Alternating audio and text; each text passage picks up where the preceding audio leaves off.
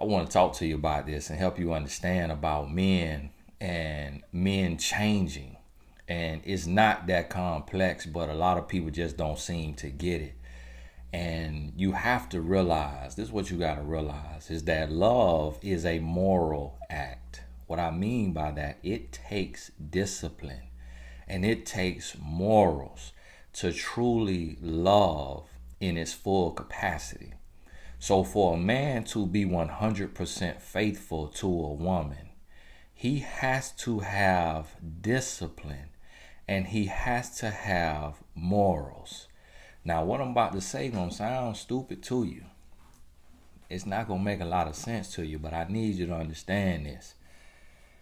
If you meet a man who he has no discipline, meaning he's addicted to a drug, even if it's marijuana, the drug that's being approved in different states and different places around the world. If he has an addiction to anything, that's not going to be a faithful man. He is very capable of cheating, and 9 out of 10 times he will cheat on you. If you got a man who is still rebelling against wisdom, against common sense, meaning he's just in denial, he's rebelling. This man is over the age of 25 and he's still getting tattoos and he's, smoking and he's getting drunk and he's going to the club and or the strip club and he's into pornography and all of these things that are a deviation from stability. And he is still trying to express himself. He's still hurting from his pain, and instead of healing his pain, addressing his pain, he's trying to put band-aids over it. He's still trying to play a role and to look apart. Today we got guys going through, a lot of jewelry, a lot of piercing, a lot of tattoos. Everything is an expression, and you got to understand. Now, if this person is an artist, meaning, and when I say artist, I mean like true sense of the word, like a Chris Brown. When you're an artist on that level, humans can't really speak to that level of artistry. When you that gifted, you're going to go through a level of spiritual warfare that other people won't understand because of the level that you operating at and creating at from your spirit, from your heart. Now, that type of person, but even we've seen in his life the struggles that he's had publicly, and that speaks to that. Now, when you go to any other type of man and you see a man is still warring in his spirit and he's not winning the war because he does not have the tools, he does not have the weapons to win the war. He's fighting a spiritual battle in the flesh, meaning he's trying to win it by how much alcohol he can drink, how much Percocet he can take, how much pain he can endure under the needle, getting another tattoo, how much weed he can smoke. He's trying to rid himself of his pain and his demons and his insecurities and his fear through man-made remedies. He's losing the battle. If this man does not know the higher power and he does not have spiritual weapons to fight spiritual battles, then you as a woman are entering a losing battle. And you're going into a situation where unless you truly have those spiritual weapons and that you were called and it has been told to you that you are to be a catalyst in his life and that you will be graced and you will be given the strength and the wisdom and the clarity to speak life into this man's life, and that your voice and your influence will become an anchor in his life, and he will be able to grow with you, to learn from you, to be inspired by you, then you on your own, and you will lose that battle if you have not been instructed by God to go into the trenches and to be that woman. And most women are not given that call, because most women are given to the lust of the world, seeking approval, seeking to be affirmed through likes, through the size of your butt and your breasts, and how you look, how sexy you can look to a man. And most women's heart is not in the right place. So you cannot help that man. You cannot save that man. You cannot change that man, because hands need to be laid on you in prayer, in anointing. And so you have to understand that this type of man is not going to change through just human influence, through physical things, through how good you are in the bedroom, how much you cook, how much you clean. That's going to just stroke his ego. That's going to reinforce his grown boy behavior, and that's going to enable him, disable him, cripple him.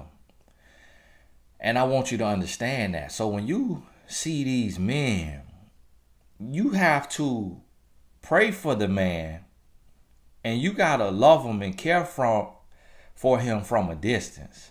Meaning that you can't hug someone with 9-inch blades sticking out of them, super glued on their clothes. You got to pray for them. You can love them, but you got to keep your distance, because that's something that they have to go through. And your presence sanctions the environment. So what's happening is, a lot of times women going in the trenches with the wrong motives. You really going in there because you want financial security. You really going in there because you want some clout. You really going in there because your body clock is ticking and you tired of being talked about. You tired of being the barren woman.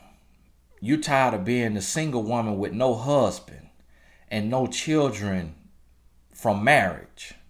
You may have children outside of marriage or from a past marriage, but you trying to be something, and you want an award, you want a cookie for having you a man, but you don't have a man, you got a grown boy. And then when the grown boy shows you that he's a grown boy and that he's unwilling to change for you because you were not called and authorized to be in his life to begin with, that you did not hear the instruction that was given to you that was say, hey, stay clear and leave him so that I can reach him, because you're going to block the pathway to him, because you're going to be licking his wounds. You're going to be reinforcing his toxic and grown boy behavior. And as long as you there to catch him, then he can't hit rock bottom, because success is how high he bounces after he hits rock bottom. So I need you to stay out the way and just stay in prayer. I didn't call you to go in the trenches, because when you do that, you're going to be damaged. And that's what a lot of women don't understand, is you got to let these boys become men on their own, and you got to stay out the way. You can't be laid up in fornication or going into marriage and going into a covenant that has not been authorized and ordained. You setting yourself up for failure. And then when he shows you who he really is, now you looking crazy. Now you want to look up and say, oh, what happened? What in the world going on? I didn't expect this. What's going on? He showed you who he was. He showed you what he was into.